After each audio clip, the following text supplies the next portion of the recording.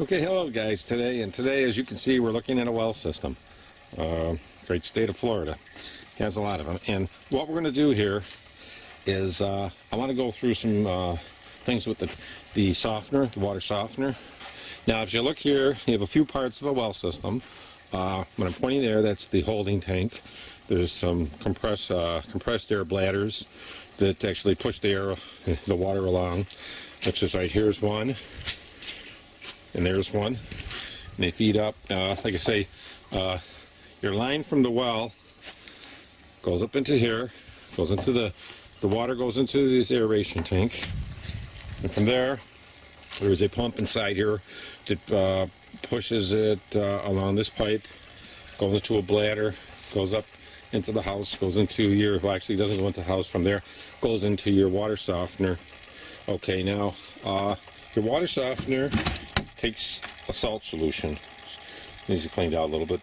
Take some salt, and you can see the level in there is not real high. Okay, what happens is when this regenerates, I'll show you in here, has a timer and everything in there. You can set it. But what happens is this brine solution, okay, comes out into there and it backwashes out. Now, what happens sometimes, your tank here might get full with water. If you have your brine tank full with water, then chances are you have a plugged screen. What happens is there is a screen right in here, and in here there's a little ball, like a check ball. So if you actually take this out and take this one out, the little screen could be dirty. And if you pull that out and clean out that screen, okay, that will prevent probably from this brine tank overfilling. It's a very simple fix. There is also another screen inside the this media tank here for your water softener that can get dirty too, but that's very unlikely. Mainly it would be here, and there's a little check ball. So I would take, you could shut the unit off by unplugging it from the wall. Take this out, take this out, make sure your screens are all cleaned out. Also on there, you see there is the line here where there's a check bulb in there too, and just make sure that's all clean. You can actually take these screws off, take that off, clean that too. But really, that's the best thing to do. I know that because I did have that issue, and I had a well guy come down and I paid him $150 for a service call, and that's all it was, is them little check bulbs up there. Actually, I believe this one has the screen in it, and you can just take a regular, wide angle screwdriver and unscrew it. And this one has a little check ball. And you could shut these off when you're doing that, or just unplug it. And then just make sure it's very clean. And of course, your top goes back on there, like so. Snap it back on there, and that's it.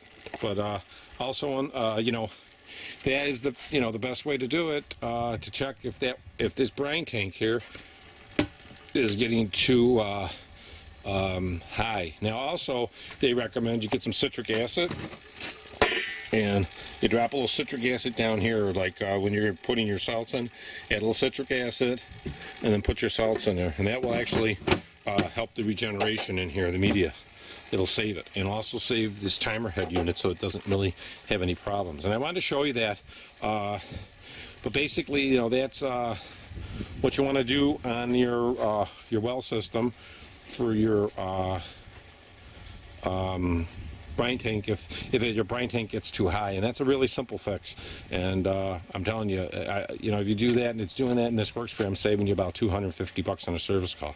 So thanks a lot, guys. And I have another two. I'm going to have one on the solenoids on the pump that fills the this aeration tank on there too. So take a look at that, and it might help you. Thanks.